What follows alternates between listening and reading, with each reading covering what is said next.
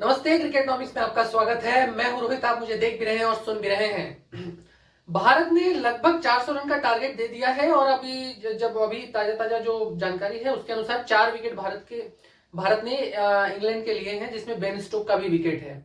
Important बात यह है कि देखिए, जो जॉनी बेस्टो भी खेल रहे हैं और क्राउली ने जो अपना अर्धशतक बना लिया 60 से ऊपर का। इंपॉर्टेंट बात बेसिकली मैं बताने की कोशिश कर रहा हूं कि भारतीय बैटिंग जिस तरह से कोलैप्स हुई है उस पर खूब चर्चाएं हो रही हैं कि 50-60 रन के अंदर ही 4-5 विकेट का गिर जाना लगातार दूसरे टेस्ट में, ये बहुत चिंताजनक है। क्यों? क्योंकि देखिए, एक तो इंपॉर्टेंट चीज ये है कि जब पहले टेस्ट हम खेल रहे थे तो वहां इतनी लंबी लीड लेके 160-70 रन से ऊपर की लीड लेके हम उस टेस्ट को हार जाते हैं। क्यों? क्योंकि फिर उसके बाद दूसरी इनिंग में भी कुछ इस तरह से बॉलिंग और सारी तमाम चीजें होती हैं और संयोग बनता है। लेकिन जब आप बैटिंग को पहले टेस्ट में देखेंगे तो वहां भी ये चीजें आपको डॉट्स नजर आएंगे कि भारतीय टीम में ये जो लेग्स है, जो तुरंत विकेट फटाफट गिर जाना, ये हुआ था। और जैसे सुबह होती है दूसरे दिन भारतीय टीम उतरती है तो फटाफट विकेट गिरते हैं।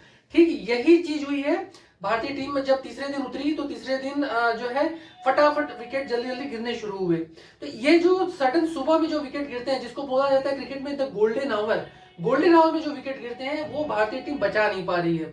चाहे कोई भी कितना बड़ा भी खिलाड़ी हो, वो अपना विकेट नहीं बचा पाता। हाँ, एक चीज हो सकता है कि देखिए, अगर बात करें शुभमन गिल की, तो शुभमन गिल का फॉर्म अच्छा रहा है, क्योंकि वो जब दूसरे दिन खेल रहे थे, दूसरे दिन जब वो नाबाद लौटे तो उन्होंने बाद में भी प्रैक्टिस की, तो उसके कारण तीसरा दिन पे उनका कॉन्फिडेंस नजर आ रहा था। और एक इंपॉर्टेंट चीज ये है कि जिसके कारण जो मैं इन सब चीजों को एक साथ इसलिए ले रहा हूं कि कहने का ये मतलब है कि जो भी बल्लेबाज हो, अगर वो टेम्परामेंट के साथ थोड़ी देर तक रुक रहा है पिच पर, या डिसाइड कर रहा है कि उसे गलती नहीं करना है, यानी गलत शॉट नहीं मारना है, वो और देखिए सर्वाइव कर रहा है। आप उदाहरण ले लीजिए, यशस्वी जायसवाल ने दोहरा शतक लगाया, उनके कंपैरिजन में कोई भी भारतीय बल्लेबाज आपको नहीं नजर आया, अक्षर पटेल को छोड़ के। और यही दूसरी इनिंग में हुई, शुभमन गिल को छोड़ के रविचंद्रन अश्विन सिर्फ ऐसे रहे जिन्होंने अच्छा स्कोर किया, बाकी किसी ने नहीं किया। मेरा कहने का बेसिकली ये मतलब है कि देखिए, एक है कि आप पिच पर सरवाइव कर लिए। जैसे मैं अब कई बार बहुत सारी आलोचनाएं हो रही हैं, पाकिस्तान के भी कुछ क्रिकेट जो जर्नलिस्ट हैं वो भी कह रहे हैं कि भाई 26 बॉल इन्होंने खेला, फिर क्यों, फायदा क्या हुआ जब एक रन नहीं बनाना था। मेरा ये कहना है कि देखिए, जब आप बुमराह जिस विकेट पे जब उतरे तो 8वें 9वें विकेट के लिए वो उतरते हैं, वहां पे सबसे बड़ी इंपॉर्टेंट होती है कि रन बनाना नहीं, सबसे इंपॉर्टेंट क्या होता है, पिच पर सरवाइव करना। और उस समय उनके साथ रन बनाने वाले कौन थे? अश्विन को जिम्मेदारी दी गई, तो अश्विन अपनी जिम्मेदारी निभा रहे थे भाई, क्योंकि ये उनसे पहले 3-4 विकेट बहुत जल्दी जल्दी गिरे थे, तो वो नहीं चाहते थे कि विकेट जल्दी गिरे, चाहे कोई भी तरह का, चाहे वो अब आप देखिए बेन स्टोक ने बाद में क्या किया, सारे फील्डर्स को सर्कल से बाहर कर दिया। फिर बाद में जब अश्विन स्लो खेलने लगे तो बाद में सर्कल के अंदर ले आए, फिर अश्विन ने छक्का लगाया, चौका लगाया। तो ये देखिए, एक आप कैपेबिलिटी भी समझिए कि अश्विन की कैपेबिलिटी क्या है। अश्विन अच्छा करते हैं, बैटिंग में अच्छी ठीक ठाक कर लेते हैं, बढ़िया है टेस्ट में सारी चीजें, लेकिन वो एक प्योर बैट्समैन नहीं है जिनसे आप इतनी उम्मीदें कर रहे हैं। और आप बुमराह को कह रहे हैं, बुमराह देखिए, जब तक बुमराह थे तो उनके साथ उन्होंने साझेदारी निभाई, उस साझेदारी का बहुत बड़ा असर पड़ा कि भारत 400 तक पहुंचा। आप रन पे मत जाइए बुमराह की। तो मेरा बस यही कहना है कि बुमराह ने बॉलिंग में भी सपोर्ट दिया, 6 विकेट लिए, 6 पे 45। और बुमराह के अगर 6 पे 45 पे बात करें तो देखिए, मुझे दो तीन वाकये याद आते हैं, जिसमें जो सबसे इंपॉर्टेंट जो है वो है उमेश कुमार का है। उमेश कुमार ने भी एक बार 6 लिए थे, शायद 80-88 रन दिए थे उन्होंने श्रीलंका के खिलाफ। और जवागल श्रीनाथ, हाँ जवागल श्रीनाथ ने भी 6 विकेट लिए थे। तो ये जो प्रदर्शन 90 के दौर में, शायद वो दौर था, 90 के दौर में उन्होंने विकेट लिए थे। तो ये जो 6 विकेट है, और वो भी 6 पे 45 ही थे। तो जो भारतीय टीम की तरफ से जो तेज गेंदबाज जो बॉलिंग कर रहे हैं भारतीय पिच पर, उनमें ये जो सर्वश्रेष्ठ प्रदर्शन है उनमें से एक प्रदर्शन ये भी है। जवागल श्रीनाथ का ले लीजिए, और बात करें बुमराह का, तो और इम्पोर्टेंट बात एक ये है कि देखिए, जब आप जसप्रीत बुमराह को आप देखेंगे तो उन्होंने बॉलिंग में अपने इस मैच में तो जो किया है किया ही है। चाहे वो कोई बल्लेबाज उनको खेलने में असमर्थ नजर आ रहा था, चाहे बेहतरीन तरीके से पोप को आउट किया हो, चाहे और किसी को बेस्टो को आउट किया हो, किसी को भी। लेकिन एक इंपॉर्टेंट चीज आप ये देखिए कि जब जसप्रीत बुमराह का जब आप करियर फिगर निकालेंगे तो करियर फिगर में आपको ये नजर आएगा कि जो उन्होंने 150 विकेट लिए 34 मैचों में, उसके अलावा वो पूरे वर्ल्ड क्रिकेट के इतिहास में दूसरे सबसे बेस्ट एवरेज के बॉलर हैं। बेस्ट एवरेज के बॉलर हैं 20 दशमलव कुछ का उनका एवरेज है।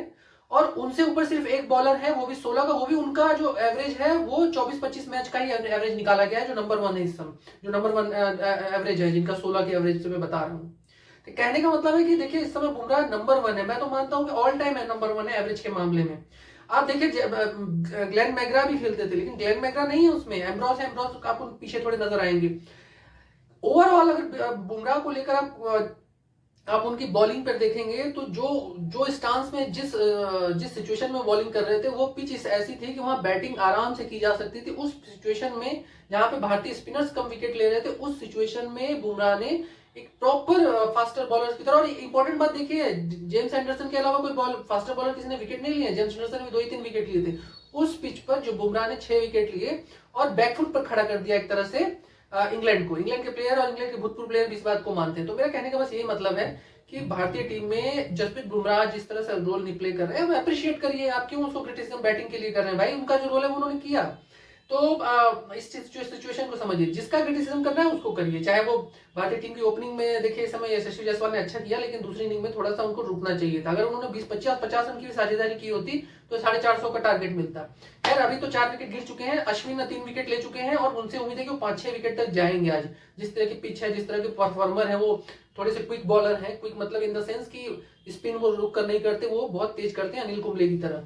तो ये भी उसका भी असर दिख रहा है कि स्लोअर आप बॉल करने वाला जो बॉलर है वो यहाँ पर कैसा परफॉर्म कर रहा है एज ए कंपेरिजन फास्टर के बॉलर के। तो एक इंपॉर्टेंट चीज ये रही। दूसरी इन सब के अलावा एक इंपॉर्टेंट चीज मैं आपको बता दूं, वो ये है कि जो शुभमन गिल ने शतक लगाया, वो आपने सुना होगा कि वो तीसरे बल्लेबाज मतलब तीसरे क्रम पे उतरने वाले बल्लेबाज है जिन्होंने कई सालों बाद जो है शतक लगाया तीसरे नंबर पर, और इन्होंने भी 11 महीने पे लगाया। लेकिन इंपॉर्टेंट चीज ये समझिए कि श्रेयस अय्यर और यशस्वी जायसवाल, अरे शुभमन गिल और के बीच में जो होड़ चल रही थी कि बाहर पहले कौन होगा, तो उसमें मुझे लगता है कि वो तो अब शुभमन गिल तो आगे निकल चुके हैं, श्रेयस अय्यर नजर नहीं आए क्योंकि विराट कोहली वापस आने वाले हैं।